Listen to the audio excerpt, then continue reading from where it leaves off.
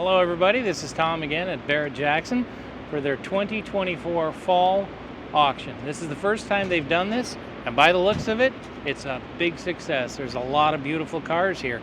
And as we're wandering around on Wednesday during setup, this car caught my eye. This is one of the most beautiful cars and designs of all time, I think, that Ford did. This is a 1967 Ford Fairlane GT hardtop. Now, a couple of things about the GT.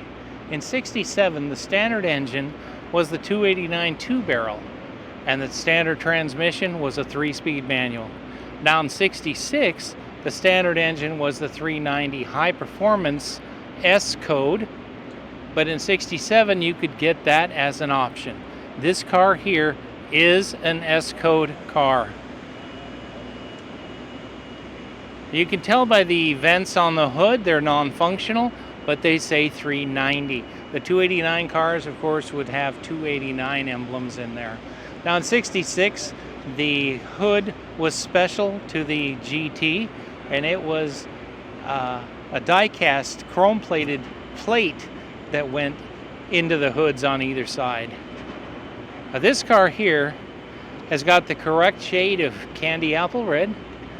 Its interior is what they call parchment. And in the GT stripe, you'll see the GT letters. Those are the same letters that they ended up using on Mustangs, Cougars, and later on the '70 Torino and the Cyclone GT. Those letters were commonly used on many different cars. All the GTs got the lower rocker panel stripes. They had no wheel lip moldings, no rocker moldings. And on the rear quarter, the Fairlane emblems were individually placed on the car's quarter panel rather than an emblem that's one piece. So every one of those is a separate piece and has a separate part number. This car here, I can see, has a 4-speed transmission. That would be a top loader. And the 289 cars, if they had 4 speeds, would have also been top loaders. Now this is a GT, so it has standard bucket seats, but in '67, not standard console. The console was optional. If you had the XL Fairlane in '66 or '7, it did come with a console as standard equipment. Now the rear of the car, you can see it's changed a little from '66. The taillights look a little different. I think they look a little more bulky and masculine. And on the model name emblem there, it says Fairlane GT. Now if it would have been an automatic car, they would have called them GTAs.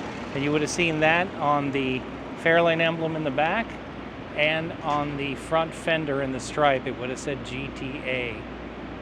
Now this car here looks to have the standard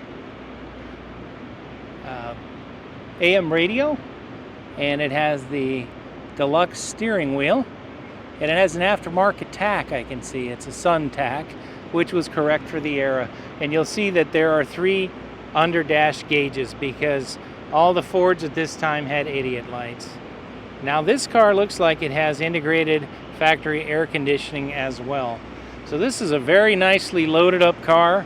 It's beautifully restored. I can see all the weather stripping is new. It's just a phenomenal car. And this car will sell at no reserve over this weekend. And if you go on to Barrett-Jackson.com, you can check this car out. Its sale number is 361. I'm not sure when in the order that would come, but if you go to their website, you can see more pictures of the car. You can read a more detailed description. And the one thing I would like to point out, the car has Magnum 500 wheels, which look very, very good on this car. But a Magnum wheel didn't come out in the Ford line until '69. And then it was only on the Mustangs, and it was a completely different looking wheel.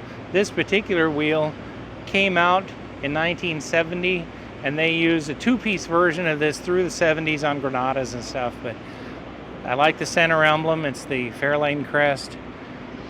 It just, everything about this car, the way it sits, the way it presents itself, it's an awesome car. I would love to have it. Looks like it'd be a lot of fun to drive with that 4-speed.